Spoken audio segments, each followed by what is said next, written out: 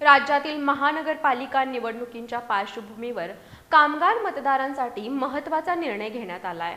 15 जानेवारी रोजी होणाऱ्या महानगरपालिका निवडणुकांसाठी सर्व आस्थापना, कारखाने आणि कंपन्यांमधील कामगारांना मतदानासाठी भरपगारी सुट्टी देण्याचे आदेश देण्यात आले आहेत।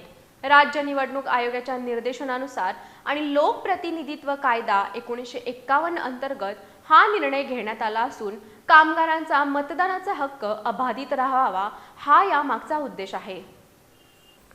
राज्य निवडणूक आयोगाच्या आदेशानुसार 15 जानेवारी रोजी राज्यातील 29 महानगरपालिकांमध्ये सार्वत्रिक निवडणूक होणार आहे। या पार्श्वभूमीवर लोकप्रतिनिधित्व कायदा 1951 मधील कलम 335 ब अंतर्गत सर्व दुकाने, आस्थापना, कारखाने, औद्योगिक उपक्रम, माहिती आणि तंत्रज्ञान कंपन्या, मॉल्स, शॉपिंग सेंटर्स, रिटेलर्स तसेच निवासी हॉटेल, खाद्यगृहे आणि अन्य आस्थापनांमधील कामगार मतदारांना मतदानासाठी भरपगारी सुट्टी देणं बंधनकारक करण्यात आले।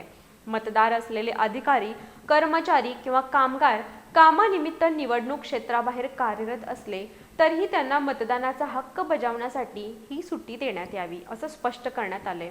अपवादात्मक परिस्थितीत अत्यावश्यक किंवा लोकोपयोगी सेवांमध्ये पूर्ण दिवस सुट्टी देणे शक्य नसेल तर संबंधित कर्मचाऱ्यांना मतदानासाठी 2 ते 3 तासांची विशेष सवलत देण्यात यावी अशी सूचना सहाय्यक कामगार आयुक्त विशाल घोडके यांनी केली आहे। मतदानाचा हक्क बजावण्यासाठी सर्व आस्थापना मालकांनी या आदेशाची अंमलबजावणी करावी असं आवाहनही यावेळी करण्यात आले।